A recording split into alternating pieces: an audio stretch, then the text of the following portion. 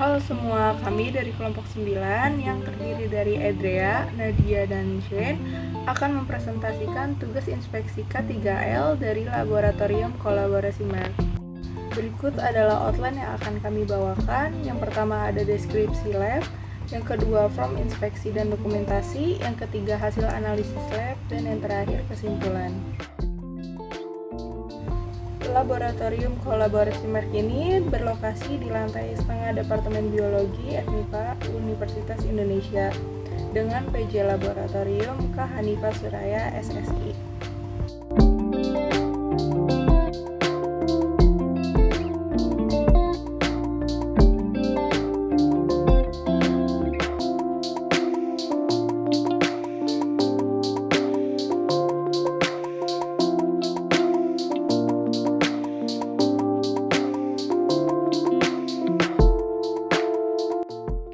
Form inspeksi dan dokumentasi. Lab Merck memiliki kebijakan tertulis mengenai K3L dan kebijakan tersebut disampaikan kepada seluruh pekerja di laboratorium tersebut. Lab Merck juga telah memenuhi keempat poin mengenai perencanaan aspek K3L, yaitu pedoman dasar dan program K3L secara tertulis, serta high risk assessment. Lab ini juga telah memenuhi seluruh poin implementasi K3L, di mana terdapat struktur organisasi pengurus laboratorium dan sumber daya manusia yang mendukung penerapan, seperti pelatihan wajib online untuk staf maupun mahasiswa, serta mekanisme pelaporan jika terjadi kecelakaan kerja.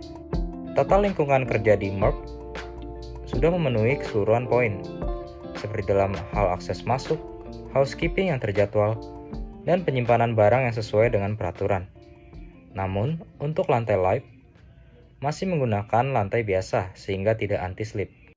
Hygiene perorangan di Lab Merck telah memenuhi syarat, seperti memiliki loker pribadi, wastafel, dan beberapa tanda larangan, kecuali tanda larangan menyimpan makanan di lemari pendingin. Hal tersebut karena lemari pendingin difungsikan secara khusus untuk menyimpan sampel penelitian. Lab Merck tidak memiliki safety shower dan eye washer. Nah, walaupun demikian, gedung biologi FMIPA UI, di mana lab tersebut berada, memiliki safety shower dan eye washer, sehingga inspeksi tetap dilakukan oleh pihak Merck. Selanjutnya, Lab Merck tidak memiliki tabung gas, sehingga keempat poin ini tidak terpenuhi. Kelistrikan di Lab Merck sudah tersusun dengan baik, seperti dilakukannya teknik grounding dan outlet listrik yang tidak berlebih. Lab Merck memiliki sistem inventarisasi dan pelacakan alat dan bahan yang dilakukan secara offline maupun online untuk seluruh pendataan bahan dan alat instrumen lab. Lab Merck juga memiliki rencana pengadaan alat dan bahan menggunakan sistem inventory serta melakukan pengecekan MSDS, Safety Data Sheet. Berikutnya adalah aspek biological safety pada lab collaboration Merck, di mana yang terpenuhi adalah terdapat laminar flow hoods dan biological safety cabinets yang berfungsi dengan baik dan terdapat tag inspeksi. Selain itu, terdapat tanda bahaya biohazard dan hazard site lain yang tertempel pada lemari. Terdapat sign aturan dasar keamanan hayati dan biological materials disimpan dalam kontainer yang sesuai dengan kebutuhan. Selain itu, terdapat SOP atau prosedur dalam penanganan bahan biologi dan benda tajam yang tidak tertulis. Dan aspek yang tidak terpenuhi yaitu terdapat vacuum line chemical traps and filters. Berikutnya, aspek yang terpenuhi pada biological safety lainnya yaitu terdapat prosedur untuk transportasi bahan-bahan biologi, terdapat program biosecurity serta telah terimplementasi, terdokumentasi, dan terjaga kerahasiaannya, terdapat prosedur kedaruratan biosecurity, dan terdapat pelatihan biosecurity kepada pekerja lab terkait dan terdokumentasi. Sedangkan aspek yang tidak terpenuhi yaitu prosedur penanganan hewan percobaan, fasilitas untuk penanganan hewan percobaan, prosedur penanganan tanaman percobaan, dan fasilitas untuk penanganan tanaman percobaan. Sehingga keempat aspek tersebut diberi label NA.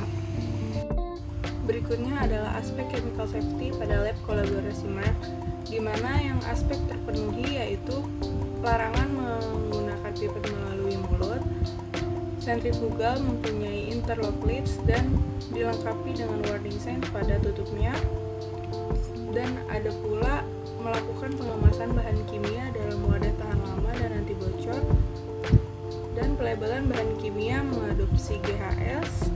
Selain itu, bahan kimia disimpan pada tempat penyimpanan yang baik dan benar.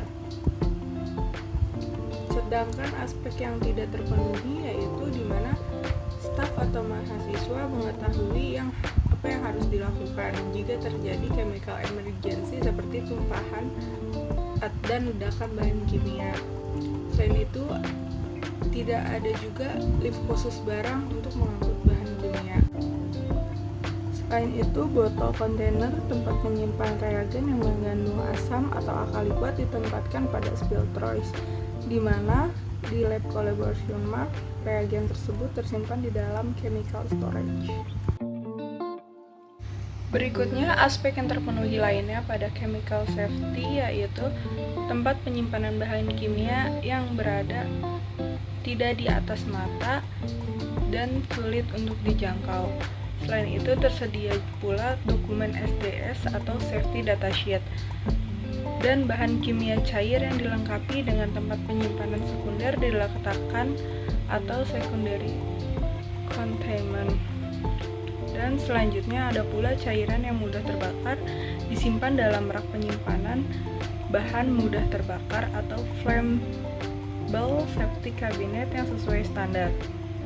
Selain itu pula, cairan mudah terbakar tidak disimpan dekat hot plate atau sumber ignisi lainnya.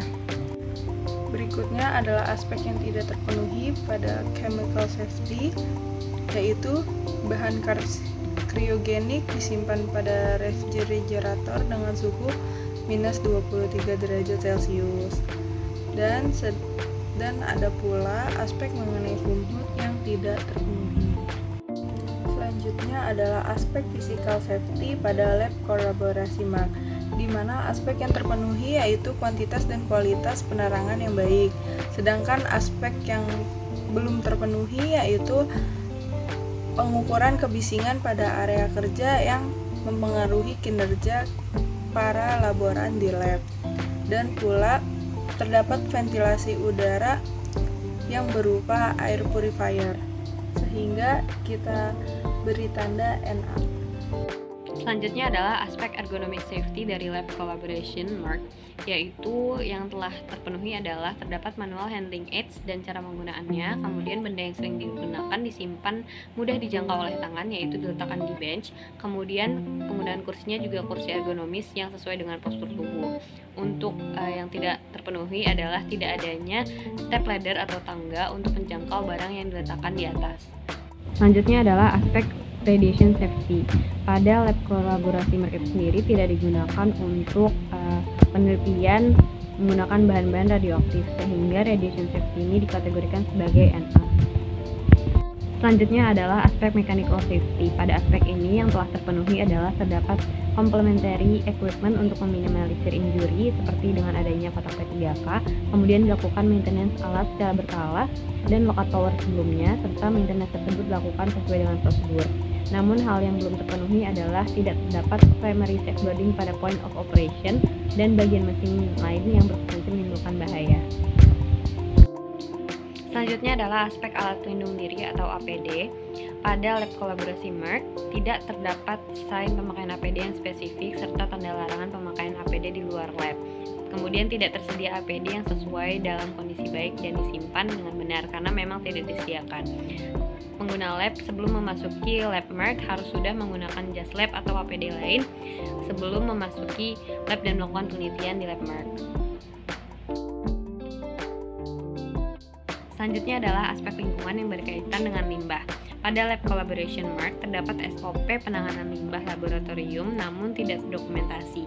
Selanjutnya juga di lab MARK ini tersedia tempat pembuangan limbah lab berdasarkan jenisnya, yaitu terdapat tempat pembuangan limbah B3, tempat pembuangan limbah infeksius, dan tempat pembuangan limbah umum. Namun tidak terdapat pembuangan limbah radioaktif karena memang tidak digunakan. Untuk selanjutnya juga terdapat dokumen pembuangan limbah laboratorium beserta sharing report dari vendor yang bergabung dengan Departemen Biologi. Selanjutnya adalah persiapan keadaan darurat. Pada aspek ini, Lab Collaboration Mark sudah memenuhinya dengan cukup baik dengan adanya rencana tanggap darurat dan SDM khusus yang bertanggung jawab. Kemudian material untuk penanganan juga diketahui oleh staf, dan juga semua staf dan mahasiswa mengetahui lokasi penyimpanan alat pemadam api, yaitu APAR. Kemudian tersedia penunjuk arah keluar dan titik berkumpul yang sesuai dengan standar. Kemudian semua staf juga mengetahui siapa saja petugas K3L fakultas dan juga nomor-nomor darurat yang dapat dihubungi pada saat keadaan darurat.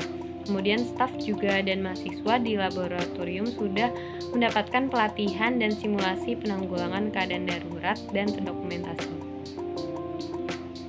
Selain itu, namun terdapat hal-hal yang belum terpenuhi, yaitu tidak terdapat nomor darurat yang ditempel dan terlihat dengan jelas, dan juga tidak ada sistem sprinkler ataupun hidran walaupun tersedia APAR. Selanjutnya adalah aspek pemeriksaan dan tinjauan manajemen. Pada aspek pemeriksaan, hal-hal yang sudah terpenuhi adalah telah dilakukan inspeksi K3L secara rutin dan juga pemantauannya. Kemudian telah dilakukan juga audit internal implementasi K3L. Kemudian hasil tersebut dilaporkan kepada kepala lab. Kemudian pada tinjauan manajemen telah terpenuhi aspek, yaitu telah diadakan peninjauan ulang terkait penerapan SMK3L, yaitu berupa diskusi dengan kepala lab. Untuk hal-hal yang tidak terpenuhi atau yang NA adalah tidak dilakukan investigasi insiden dan belum dilaporkan karena memang belum terjadi insiden sejauh ini.